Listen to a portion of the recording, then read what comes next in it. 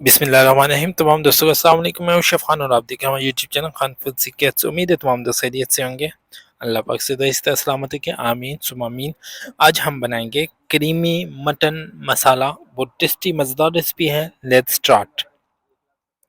कढ़ाई लेंगे, उसके अंदर 2 से 3 चम्मच बटर ऐड करेंगे। इस बटर के अंदर हम ऐड करेंगे एक स्लाइस कटा हुआ ऑनियन। इस ऑनियन को हम करेंगे लाइट ब्राउन।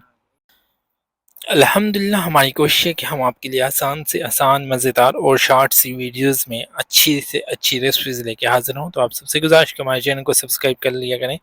तो अब हम इसके अंदर ऐड करेंगे टोमेटो पेस्ट। एक बड़ा खाने का चम्मच इसके अंदर हम टोमेटो पेस्ट ऐड करके अच्छे तरीके से मिक्स करेंगे। और मिक्स करने के बाद अब हम इसके अंदर आधा किलो मटन बॉयल किया हुआ ऐड करेंगे।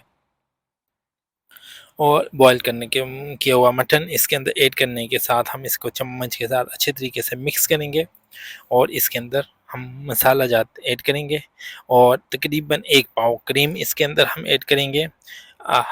लाल मिर्च 1 टीस्पून, नमक 1 टीस्पून, ब्लैक पेपर 1 टीस्पून और ज़ीरा पाउडर 1 टीस्पून ऐड करके अच्छे तरीके से मिक्स करेंगे कंटिन्यूसली।